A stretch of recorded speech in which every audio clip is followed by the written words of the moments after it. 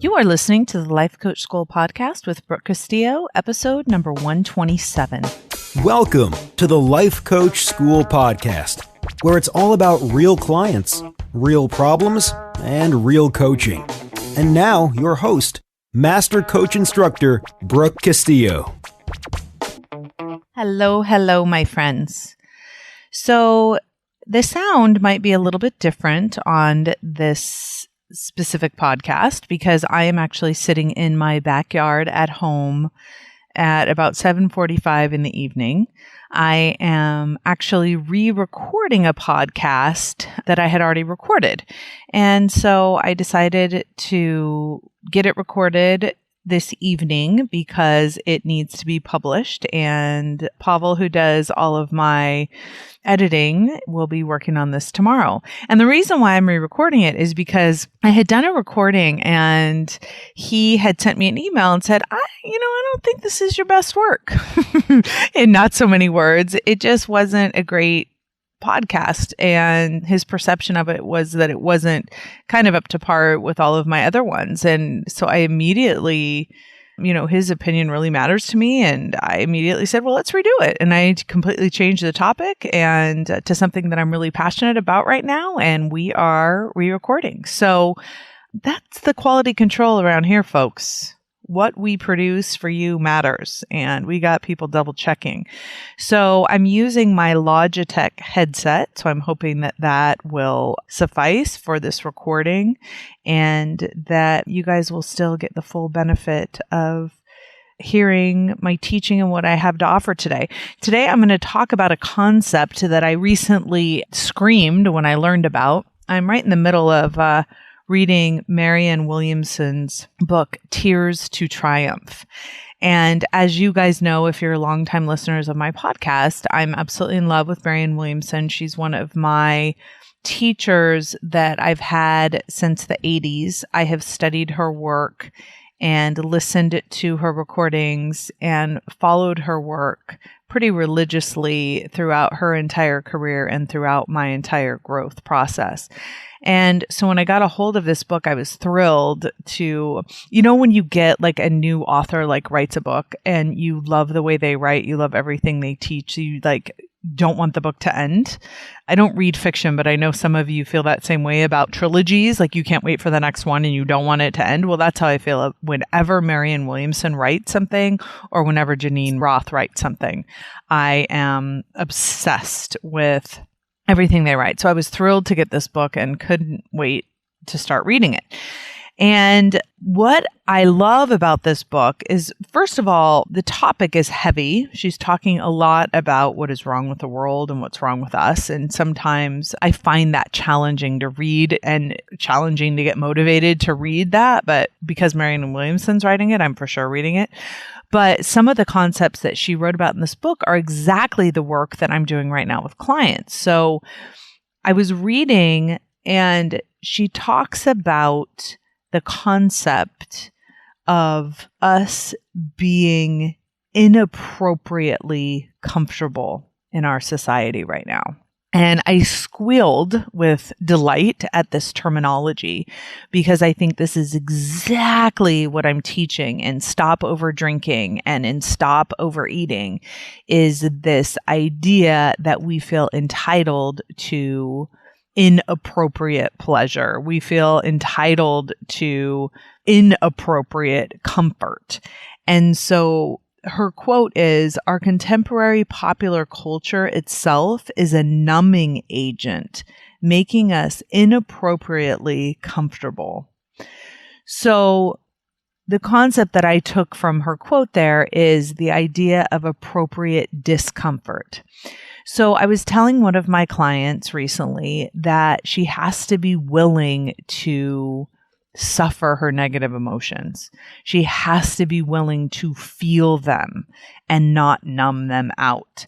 And I think that's exactly what appropriate discomfort is, right? It's this idea that it is normal and it is important to allow ourselves to be uncomfortable.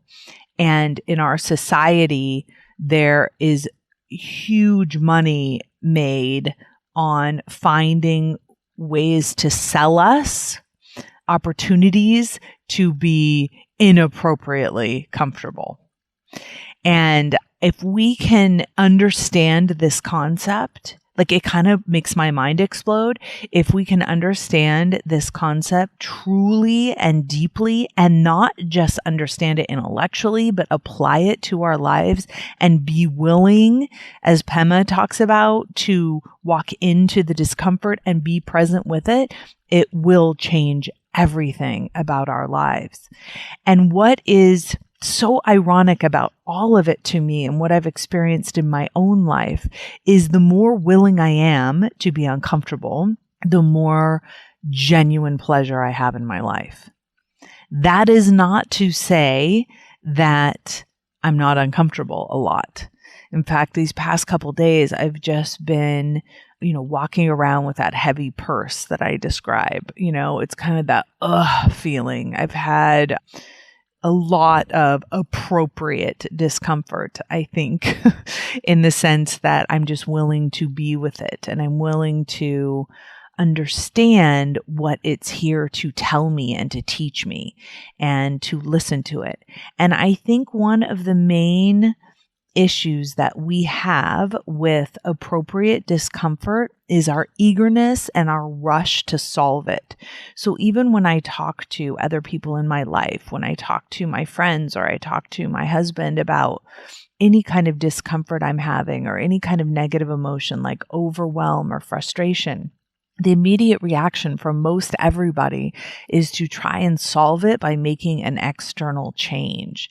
So if I'm feeling overwhelmed, let's knock some things off my to-do list. Or if I'm feeling frustrated, let's see if we can solve the problem by, having a conversation with somebody else about it. And that is the exact time not to take action, right? So when we're in that negative emotional state, that's when we need to be in that allowing where we're not taking action. We're just allowing ourselves to feel the emotion. Now, I wish I could say that I was 100% solid in just allowing emotions and never resisting them or never reacting to them or never avoiding them. And I will say I'm much better at not avoiding them by buffering. I haven't been doing any buffering like with overeating or over drinking or any of those things. And I haven't been spending a lot of time resisting, but there still are times in my life and in my relationships where I react in ways that didn't allow the emotion to process first. And I know you guys know what I'm talking about, like when you're angry and you snap at someone or you're frustrated and you write that strongly worded email or react on the phone or then text or whatever it is in a way that you later wish you hadn't, right? You wish you'd been able to process the emotion thoroughly. And for me, it shows up in all of my relationships when I can't show up as my best self because of that reaction. I have gotten so much better. And here's what's amazing about it. When you are able to allow the emotion before you react, you prevent compounding that emotion. So for example, I had an example this week where some of the people, the contractors that work for me, I had asked them to do something 2 weeks ago and they had forgotten to do it. And it was something that I needed updated on my website. And this isn't the first time this has happened. This has happened several times actually. And so I saw that hadn't been done. And I, did an all caps email to the person and basically said, why isn't this done? You guys need to, get on the ball. I'm tired of this stuff slipping through the cracks. And I was in a hurry to write it. And as I was writing it, I was frustrated.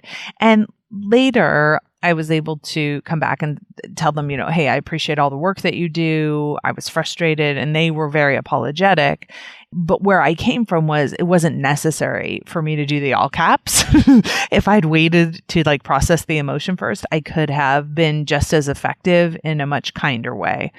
And so those are the things that I promise myself that I won't beat myself up for.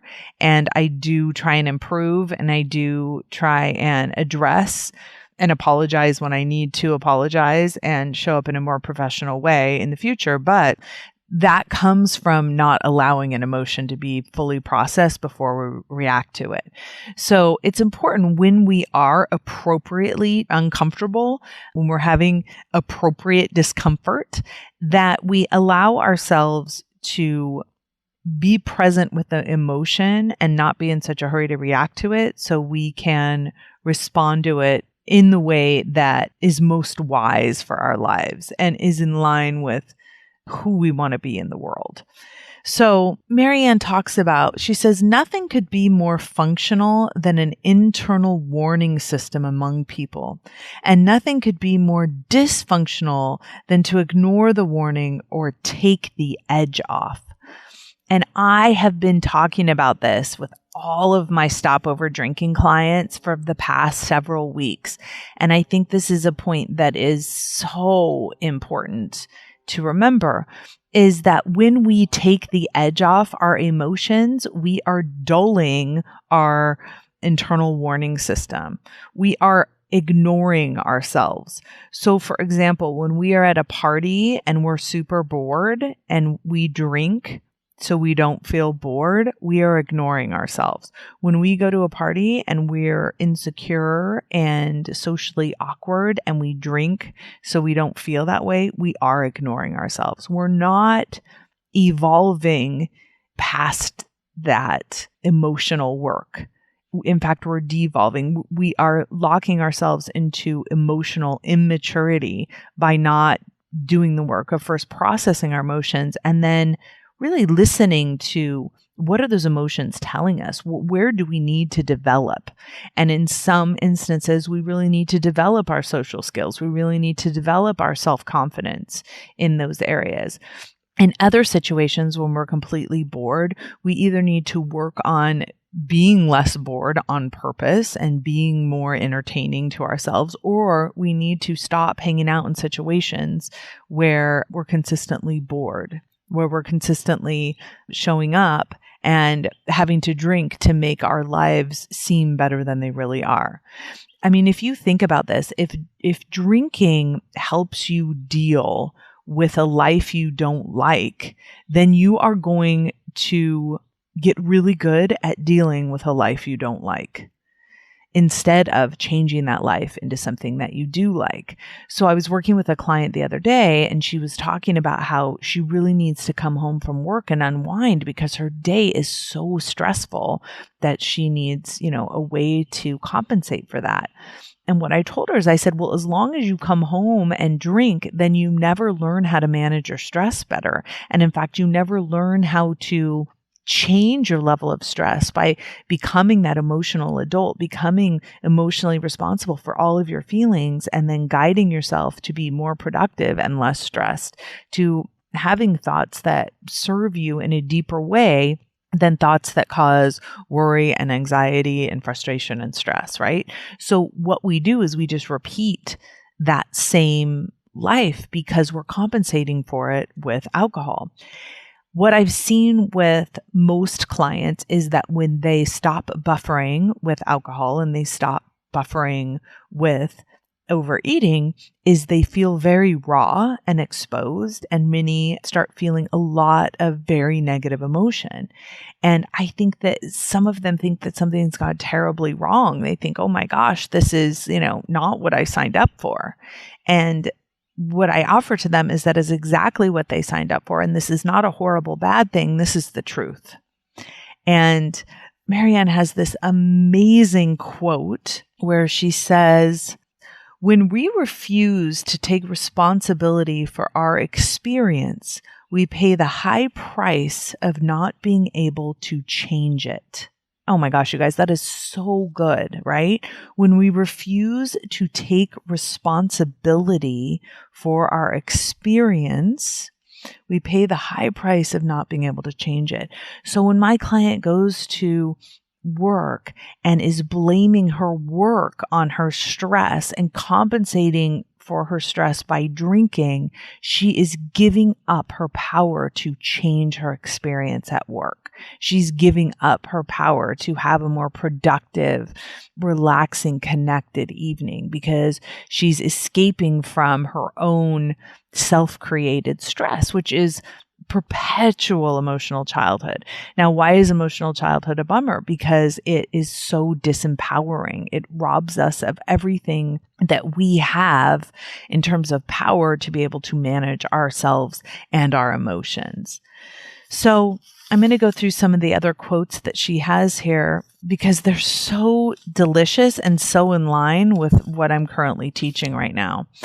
Actually, this is something that I wrote. I said, if we're feeling anxious, depressed, or sad, we need to know that so we can adjust our thoughts and therefore our feelings, our actions, and results to create a different experience of the world. When we numb out, we tolerate so much more than we should. Oh, here's her quote that's so good. She says, numbing ourselves diminishes our humanity. Come on, that's so brilliant, right? Numbing ourselves diminishes our humanity because our humanity is inclusive of suffering. I don't know any human that doesn't suffer on the planet. It is by design. I was writing a post to one of my students today and I said, she's like, why does this have to be so hard? Why does losing weight have to be so hard? And one of the things I said to her is I said, I think when we die, we're all really thin and really beautiful and really rich and really bored. So I think we come to the planet to play, to have some friction and to see what we're made of and see what we can accomplish when we're really put to it. And so I think suffering is the only way that we can evolve beyond, everybody loves each other all the time and there is nothing negative, which is my idea of that part of us that isn't human, right? The part of us that goes on beyond our humanness, the part of us that is Christ-like, that is like Jesus, right? So if we were all Jesus loving each other all the time, I don't think it would be as interesting. We would just already all be enlightened. We would just all be walking around as enlightened beings, but none of us would know we were enlightened because there'd be no distinction. So when we can embrace that suffering's part of the deal, it makes it kind of pointless to diminish that, right? If one of the reasons why we need suffering is so we can evolve ourselves, so we can become the best version of ourselves, then to numb out the suffering kind of defeats the point. And so it's kind of like the podcast I did a little while ago where I talked about quitting versus accepting, right? And what is the point of being appropriately uncomfortable?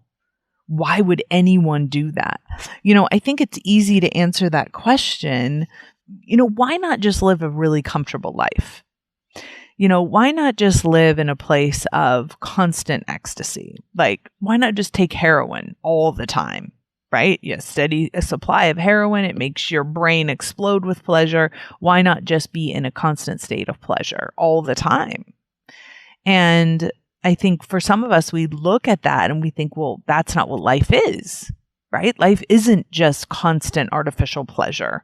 And yet when it comes to lower levels of comfort, I think we miss the point, right? When we're going for ecstasy and we're going for, drugs that create that high level of ecstasy that disconnect us from the world, it's obvious that that's not any way to live our lives. But what about the lower grade comforts? What about the lower grade inappropriate comforts that extinguish our emotions and numb our emotions so we don't have to process and think about them or take responsibility for them? Right? What about just leading a life of just mediocrity and where we don't have to push ourselves? We don't set goals. We don't ever put ourselves in any kind of discomfort. How is that not serving us? How is that low grade numbness not serving us? My students will come to me a lot and say, it's hard to build a business. I'm having a difficult time. I set up this sales funnel and it's not working. And, I always say to them, you're right on track. This is all part of it, right? There's the beginning part where you're all inspired and exciting, and then there's the river of misery, and then there's the other side, right? But the river of misery is the process. It is part of it, right? She says, the world will offer you many ways to numb your pain and thus deepen your despair. Ooh. right? If only numbing our pain didn't have that consequence, right? If only doing heroin was all good all the time and didn't have that equal and opposite despair on the other side of it, right? She says we're becoming psychologically numbed when we should be becoming psychologically awakened. Right? Have you guys ever worked through something tremendously difficult that required a tremendous amount of psychological awakening and healing and forgiveness and paradigm change? And on the other side of that, how awakened and alive and proud you feel and how evolved, that you'll never be the same again. What if our life was a constant state of that, where we evolved through our pain, where it was part of the deal? We slow down our progression of evolving by numbing ourselves out. We stall our emotional maturity by numbing ourselves out. And I'm not going to say that it's not tempting. I've done it so much, right? I've done it with food. I've done it with drugs. I've done it with sex. I've done it with work. I've done it with everything in my attempt to not have to deal with my emotional life. But I will tell you that when I allow my emotions to be what they are, that is when my life really takes off in terms of my own personal relationship with myself and my connection to myself. She says, and having the courage to face our suffering, to endure it, to learn from it, to process it, to transcend it, we often find keys to living our life in the most powerful way. She says, knee-jerk pathologizing of emotional pain is a dysfunctional reaction to the experience of being human. And what she means by that is when we go to a therapist or when we go to the doctor and we tell them that we're in emotional pain and they immediately give us a pill, where they immediately tell us, oh my gosh, you shouldn't be in emotional pain. Something's terribly wrong with you, which is what she's saying is an epidemic right now. Instead of saying, oh yes, you're a human being. Emotional pain is part of the deal. And you're strong enough to handle it. And here are some tools on how to process that pain and allow that pain and be present with that pain. And here's some things that you can do when you're feeling frustrated that doesn't cause you to resist it, that doesn't cause you to react to it, but just allows you to be with it. And this is why so many people recommend meditation, because it's the process of being with yourself, no matter what you're experiencing. It's that appropriate discomfort. So when you think about meditating, most of the time I'm meditating, I am appropriately uncomfortable the entire time. And when you can hold the space for yourself to be appropriately uncomfortable, you have mastered the art of meditation, and you will be able to use that skill when you are tempted to resist, react, or avoid or buffer any kind of emotion that presents with. Because the reason why not overeating is so hard is because feeling emotions is difficult, and we're not good at it, and we're not practiced enough at it. Being heartbroken is part of our deep humanity, not a weakness in our character. You guys really think about that for a minute. The fact that we can be heartbroken is part of our deep humanity, not a weakness in our character. So, would you want to be a person who couldn't have their heart broken? Would you want to go through life never having experienced heartbreak? I want you guys to really think about that, because when you don't understand your own emotional pain, you are not as available to other people in the world. If you've never been heartbroken, it's very difficult to understand someone else's heartbreak. If you don't know how to manage your own frustration and you don't really learn how difficult it is, you'll have a hard time understanding when someone else is having a hard time with their own frustration. The more in tune we are with our own pain, the more compassion and understanding and more connected we'll be to other people. She says a period of emotional suffering is not simply a symptom of our depression as much as a necessary factor in healing it.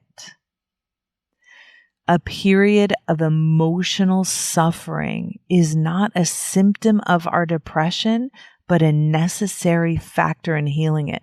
So in order to not be depressed, we need to be willing to suffer emotionally. Suffering emotionally is the healing process. What? We do everything we can to avoid any little bit of anxiety, any little bit of frustration. We do everything we can. Can you guys hear my neighbor's puppy? A quote in the very beginning of her book says this: how we squander our hours of pain. I circled that quote. It was part of a poem she has in the beginning. And I thought about that, like how we squander our hours of pain and avoid them and numb them and hide from them and do everything we can not to experience them. And how everything in my life has now become about, am I willing and able to move towards emotional pain and through emotional pain so I can live at the highest version of myself, where I, really understand that when I process pain, I develop more confidence. And when I numb my pain, I undermine my confidence. And confidence is what gives me the power to create the life I want. So I think that one of the things that I can leave you with is that there is inappropriate comfort. And so much of our culture is selling it to us. And we are buying inappropriate comfort at every turn. And we are utilizing it. And we are numbing ourselves out instead of living the full version of our lives.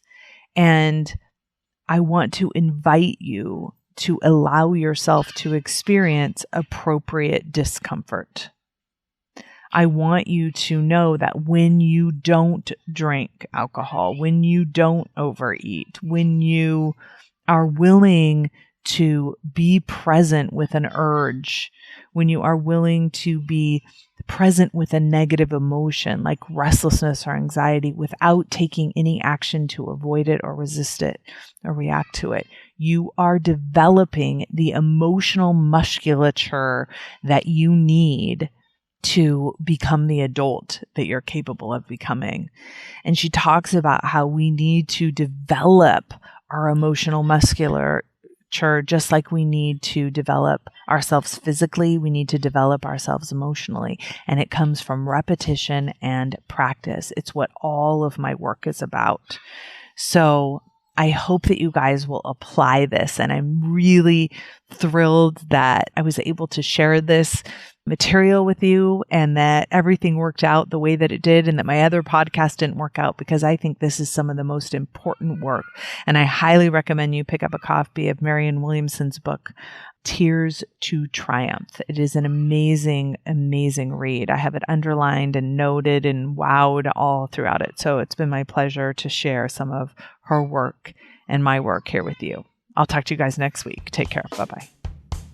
Thank you for listening to the Life Coach School podcast. It is my honor to show up here every week and connect with people that are like-minded, wanting to take their life to a deeper level with more awareness and more consciousness. If you are interested in taking this work to the next level, I highly encourage you to go to thelifecoachschool.com/how to feel better online. It is there that I have a class that will take all of this to a deeper application where you'll be able to really feel and experience how all of these concepts can start showing up in your life. It's one thing to learn it intellectually. It's another thing to truly apply it to your life. I will see you there. Thanks again for listening.